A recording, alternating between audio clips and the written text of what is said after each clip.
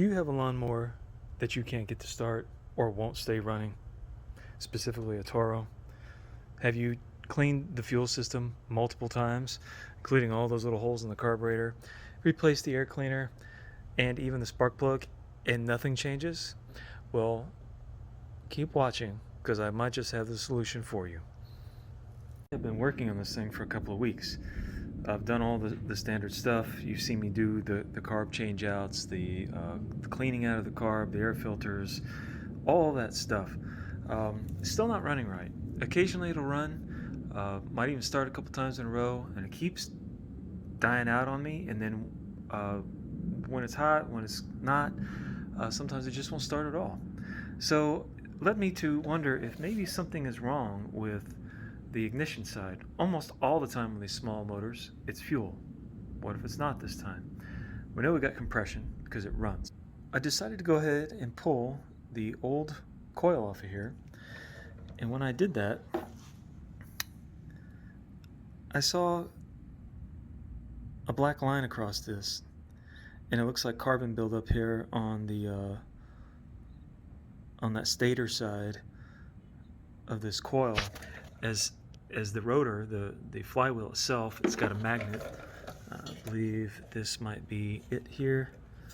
Let's just find out. Yep, that's the magnet.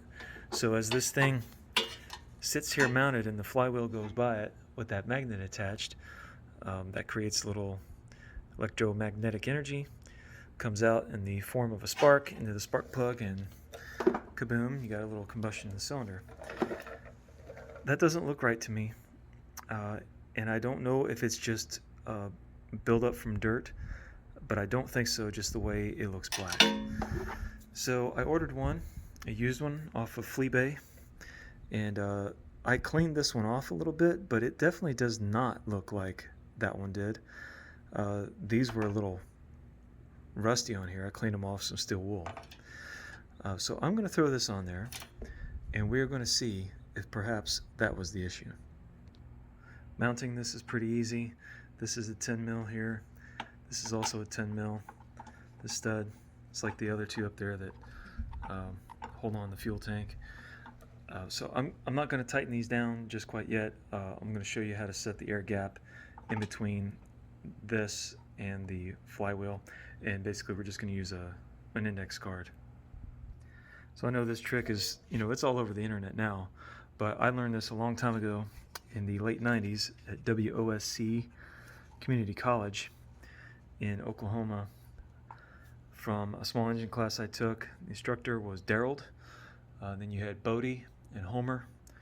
They were in there helping teach the young guys out. You slide a contact card, index card, whatever you want to call it. You can kind of run these down a little bit, but the idea is the thickness of that card in there is that business card is going to be just enough of the air gap we're looking for. We're going to spin this around. Okay, so I just spun it just a little bit more. The magnet is going to bring in both ends of the steel part of this coil. See, I can move it back if I want. The magnet's going to draw it right back in. But the card is going to give us the right thickness. So there will be a small air gap there.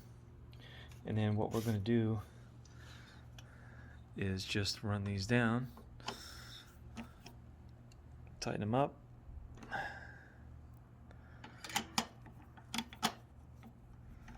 and then when we get them tight, that won't move anymore. We'll slide the card out and our air gap will be set.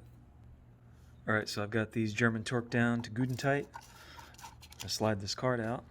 Alright, so rather than just pulling it straight up, it's easier just to rotate the flywheel and then slide it out. Alright, get that out of the way. And now you have just the slightest of gaps in between that and the flywheel, and now it's uniform on both sides. Because you can do it with a feeler gauge if you want, but that's a lot quicker. So thank you, Daryl, Bodie, and Homer. Alright, and now what I'm also going to do is take this steel wool, and I'm just going to shine up the flywheel just a little bit.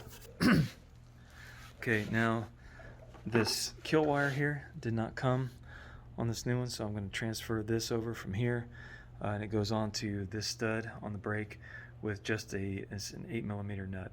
So I'm going to do that next.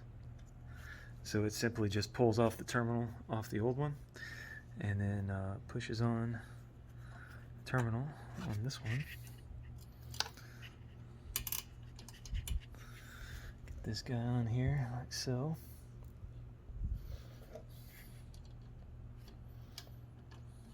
And you can see here I've got this thing kind of arched up this way. Originally it was bowed to the bottom, and that bow to the bottom had rubbed right there where my finger is.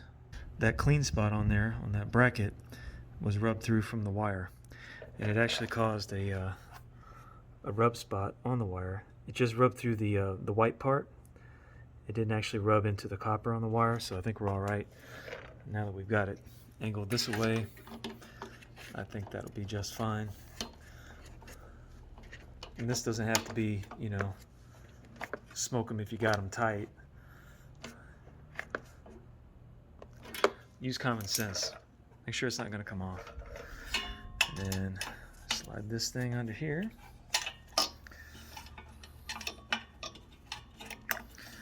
Onto our brand new Sparkema plug. I want that to pop just like that.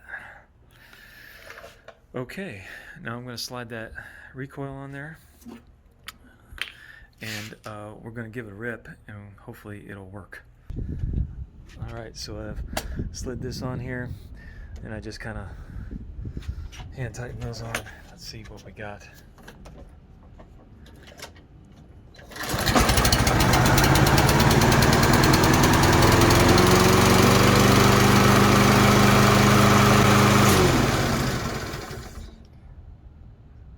And folks, I think we may have found the problem.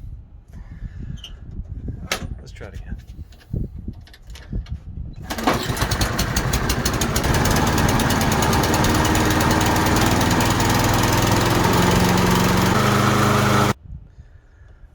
So that just goes to show, you never know what you're going to find on these.